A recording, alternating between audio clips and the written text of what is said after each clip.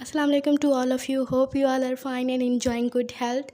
My name is Niab. Welcome to my YouTube channel. It's all about literature. आज का topic start करने से पहले अगर आप मेरे चैनल पर न्यू हैं तो मेरे चैनल को लाजमी सब्सक्राइब कर लें ताकि हर नई आने वाली वीडियो का नोटिफिकेशन आपको मिलता रहे। चलिए फिर स्टार्ट करते हैं आज का टॉपिक। आज का हमारा टॉपिक है essay writing. An essay is a piece of writing that is written to simply inform the reader about a particular topic. ऐसे राइटिंग एक ऐसा पीस ऑफ राइटिंग होता है जिसमें किसी शख्स को एक टॉपिक के बारे में कुछ इन्फॉर्मेशन प्रोवाइड की जाए। Essay is written composition in which the author share his or her knowledge about a certain topic. Essay एक ऐसे रिटन कंपोजिशन होता है जिसमें ऐसे लिखने वाला एक टॉपिक के बारे में अपने कुछ ओपिनियंस और अपने नॉलेज को शेयर करता है।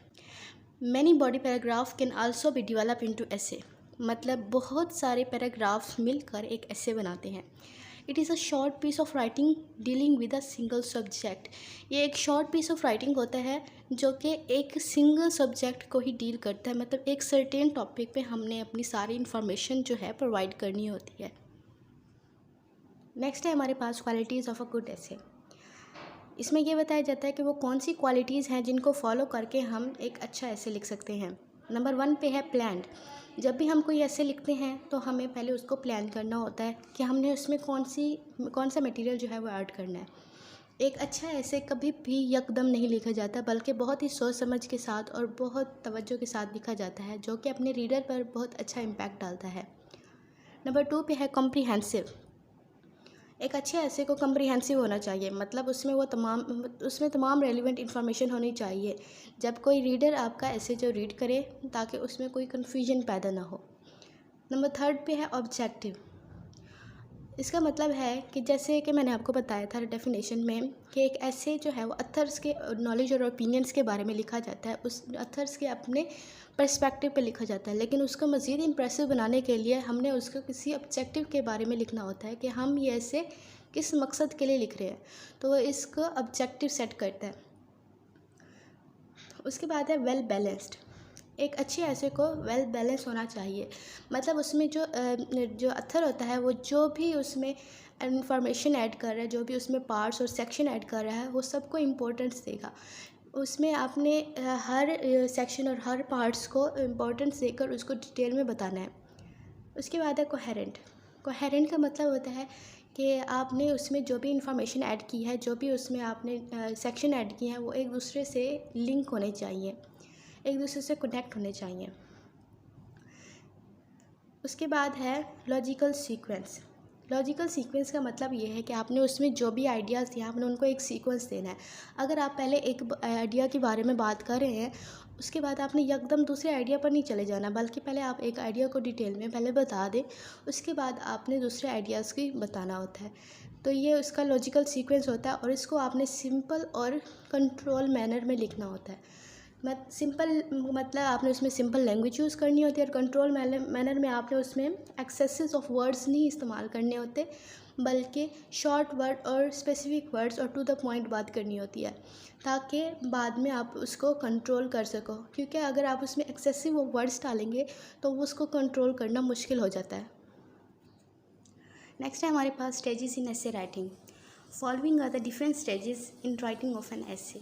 मतलब यहाँ पर कुछ स्टेजेस हैं कि अपने ऐसे लिखने से पहले वो कौन से स्टेप्स हैं जिनको फॉलो करने हैं। नंबर 1 पे है कलेक्ट द मटेरियल। इसका मतलब है कि जब भी आप कोई ऐसे लिखने बैठें तो पहले आपने उसको प्रॉपर स्टडी करना होता है अपने टॉपिक के बारे में।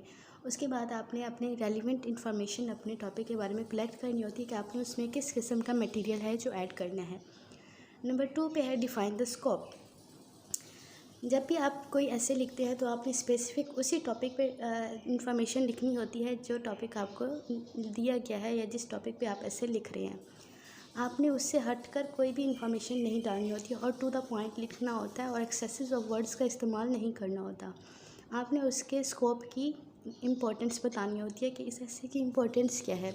फॉर एग्ज़ाम्पल, अगर आपको एक ऐसे दिया जाता है टेररिज्म पर कि आपने टेररिज्म पर लिखना है, तो आपने उसमें वर्ल्ड वाइड पे ऐसे लिखना होता है कि हर कंट्री में कैसे कैसे टेररिज्म जो है वो फैल रही है। लेकिन अगर आपको ऐसे दिया जाता है टेररिज्म इन पाकिस्तान, तो आपका स्कोप जो है वो लिमिट हो जाता है कि आपने सिर्फ पाकिस्तान में ही टेररिज्म के बारे में बताना है, उसके अलावा आपने अदर इंफॉर्मेशन उसमें नहीं बतानी। नंबर 3 पे है मेक एन आउटलाइन। इसमें जो है आपने आउटलाइन बनानी होती है। जैसे कि आपने अक्सर देखा होगा, जब भी आप कोई बुक लेते हैं तो वहाँ पर फर्स्ट पेज पे है आपका कंटेंट्स लिखे हुए होते हैं, जिसमें आपको बताया गया है कि इसमें कितने चैप्टर्स हैं और हर चैप्टर में कौन कौन से पॉइंट हैं। सेम उसी तरह जब आप ऐसे लिखने बैठते हैं तो आपने उसका पहले आउटलाइन बनाना होता है कि उसमें आपने कौन से मेन पॉइंट और कौन से सब पॉइंट आपने ऐड करने हैं।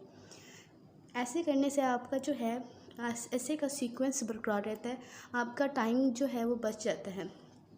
आपने मेन पॉइंट्स अपने माइंड में रख कर अपना ऐसे लिखना होता है ताकि उसमें यूनिटी और कोहेरेंट जो है वो बरकरार रहे। नंबर 4 पे है प्रिपेयरिंग द फर्स्ट ड्राफ्ट। जब आप ऐसे लिख लेते हैं उसके बाद आपने उसको प्रूफ रीडिंग करना होता है। प्रूफ रीडिंग का मतलब होता है कि आपने उसको एडिटिंग और रिवाइजिंग करना होता है। उसमें आपने चेक करना होता है कि कहीं आपकी वहाँ पर ग्रामेटिकल मिस्टेक या कोई आपकी स्पेलिंग की मिस्टेक तो नहीं है। अगर कोई ऐसी मिस्टेक हो तो आपने उसको एडिट करना होता है और उसको सही करना होता है, करेक्ट करना होता है। नेक्स्ट है हमारे पास parts and component of the essay. An essay can be distributed into 3 distinct parts. एक एसे को लिखने के लिए हम वो कौन से पॉइंट्स हैं जिनको इस्तेमाल करके अपने एसे को इफेक्टिव बना सकते हैं। नंबर 1 पे है इंट्रोडक्शन, नंबर 2 पे है मेन बॉडी और development of an idea, number 3 पे है कंक्लूजन। आगे हम इनको फिर डिटेल में देखते हैं। तो फर्स्ट पे हमारा है introduction. The first paragraph of an essay introduce the topic और थीसिस सेंटेंस। जो हमारा फर्स्ट पैराग्राफ होता है वो हमारा टॉपिक को इंट्रोड्यूस करते हैं कि हम किस टॉपिक के बारे में अपना ऐसे लिख रहे हैं। The introductory paragraph is most important because it provide direction for the entire ऐसे। इंट्रोडक्टरी पैराग्राफ जो होता है वो बहुत इंपॉर्टेंट होता है क्योंकि इसी में हम अपने टॉपिक की बताते हैं कि हम किस टॉपिक पे ऐसे लिख रहे हैं, और यही हमारे जो पूरा ऐसे है उसको डायरेक्शन देता है कि आगे हम किस तरह चलेंगे। The intro moves from the general to the specific in regards to the topic. एक इंट्रो जो है वो general to the specific move करता है, मतलब पहले आपने अपने टॉपिक को बताना होता है कि ये चीज़ क्या होती है, उसके बाद हम अपने टॉपिक की तरफ वापस आ जाते हैं और स्पेसिफिक उसी टॉपिक के बारे में ही हमारी इन्फॉर्मेशन होती है। Describe the main idea. इसका मतलब है कि आपने अपने मेन आइडिया जो टॉपिक है आपका, आपने उसको मेन आइडिया बताना है। सेकंड है explain the title in precise word. आपने जो ऐसे को जो टाइटल देना है वो बहुत ही प्रिसाइज वर्ड्स में देना है, बहुत ही बड़ा आपने उसको टाइटल नहीं देना होता। Keep introduction brief. अपने इंट्रोडक्शन को जितना आप ब्रीफ कर सकते हैं, टू द पॉइंट कर सकते हैं, करें। Use quotation. आपने वहाँ पर डेफिनेशन ऐड करनी या कोटेशन ऐड करनी होती है। किसी आपने राइटर की कोटेशन ऐड करने से वहाँ पर क्या होता है, जो रीडर पे अच्छा इम्पैक्ट पड़ता है। 5 पे है अवॉइड बम्बास्टिक बिगनिंग। आपने बहुत ज़्यादा बम्बास्टिक बिगनिंग नहीं करनी कि आपने बहुत से बढ़ चढ़ के बहुत से अल्फाज उसमें डाल देने हैं, तो ये क्या होता है कि हमारे जो अरसे का जो इम्प्रेशन होता है वो ख़राब हो जाता है। सेकंड है हमारा main body. It is in this part of the discussion that we compare and contrast, provide details such as fact, quotes and examples. हमारा सेकंड जो पैराग्राफ होता है वो हमारी मेन बॉडी होती है। उसमें हमने जो इंट्रोडक्शन में अपना जो टॉपिक का मेन आइडिया बताया, हमने उसको डिटेल में आके मेन बॉडी में बताना होता है, जिसमें हम कंपेयर एंड कंट्रास्ट करते हैं। मतलब ये अपने मुल्क को दूसरे मुल्क के साथ कंपेयर करना और इसमें फैक्ट्स डालना, उसकी डिटेल्स बताना, ये और क्यूट्स का जो आपने वहाँ पर इंट्रोडक्शन में आपने जो क्यूट दिया उसको एक्सप्लेन करना विद इन एग्जाम्पल के साथ, ये हमने मेन बॉडी में करना होता है। इसके कुछ पॉइंट्स हैं। Number 1, evaluate all the possible aspect of problem, topics और इशू। आपने वहाँ पर जो भी पहलू डालने हैं, आपने हर प्रॉब्लम्स का सलूशन बताना है, टॉपिक के बारे में डिटेल बतानी है। Give due important to each aspect. आपने वहाँ पर जो भी एस्पेक्ट्स अपने डाले हैं अपने टॉपिक्स के बारे में, हर टॉपिक को आपने इम्पोर्टेंस देनी होती है। Relate all your ideas to one other. आपने जो भी उसमें आइडियाज़ अपने डालेंगे मेन बॉडी में, हर आइडिया आपसे एक दूसरे से कनेक्ट होना चाहिए। अवॉइड टू लॉन्ग और टू शॉर्ट पैराग्राफ। ना आपका पैराग्राफ ज़्यादा लॉन्ग होने चाहिए और ना ज़्यादा शॉर्ट होने चाहिए, बल्कि दरमियाने होने चाहिए। Use supporting material to argument and develop ideas. आपने उसमें जो भी मटेरियल ऐड करें, जो भी आइडियाज़ और जो भी एस्पेक्ट्स आप उसमें ऐड करें, उनको डेवलप करने के लिए आपने उनको आर्ग्यूमेंट करना होता है, उनको सपोर्ट करना होता है, उनकी आपने फर्दर डिटेल बतानी होती है आगे। थर्ड पे है हमारा conclusion. The concluding paragraph must summarise the essay. Concluding paragraph में हम जो अपने ऐसे को है वो समराइज़ करते हैं, उनको शॉर्ट वर्ड में बताते हैं। In conclusion we should restate the thesis and connect it with the body of the essay. Thesis हमारा क्या था, जो हमारा इंट्रोडक्शन था, और हमने क्या करना होता है कि अपने इंट्रोडक्शन को अपनी मेन बॉडी पैराग्राफ से एक दूसरे से कनेक्ट करके कंक्लूजन में बताना होता है कि हमने यहाँ पर कौन सी बात की है। आपने वहाँ पर मतलब शॉर्ट वर्ड्स में, इन शॉर्ट में आपने कुछ वर्ड्स बताने होते हैं, उनको समराइज़ करना होता है। Do not introduce any new idea in the concluding part of the ऐसे। आपने यहाँ पर कोई भी नया आइडिया नहीं डालना होता, बल्कि आप ऊपर जो भी बात कर चुके हैं आपने उनके बारे में शॉर्ट वर्ड्स बताने होते हैं। अनरिलेटेड और irrelevant ending spoils the impression.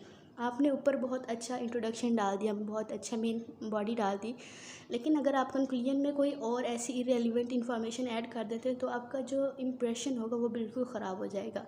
तो इसलिए आपने सिर्फ इंट्रोडक्शन और मेन बॉडी पैराग्राफ में जो भी आपने बात की है उसी के बारे में इंफॉर्मेशन नीचे देनी है, और आपने कोई इररेलेवेंट इन्फॉर्मेशन नहीं प्रोवाइड करनी होती। Give convincing ideas in conclusion. आपने वहाँ पर लास्ट में अपने ओपिनियंस देने होते हैं, आपने ऐसे कन्विंसिंग आइडियाज़ करने होते हैं कि आपका रीडर जब आपका ऐसे रीड करे तो वो कन्विंस हो जाए। आई होप कि आपको ऐसे राइटिंग के बारे में समझ आ गया होगा। Thank you for watching my video. अगर आपने अभी तक मेरे चैनल को सब्सक्राइब नहीं किया तो मेरे चैनल को लाजमी सब्सक्राइब कर ले, और नीचे कमेंट सेक्शन में मुझे लाजमी बताएगा कि नेक्स्ट मैं आपको किस टॉपिक पे वीडियो बनाऊँ। नीचे कमेंट सेक्शन में मैं आपको वेबसाइट का लिंक सेंड कर दूँगी, जहाँ पर आपको ऐसे राइटिंग के बारे में मुकम्मल नोट्स प्रोवाइड कर दिए जाएंगे। Thank you so much. अल्लाह हाफिज़।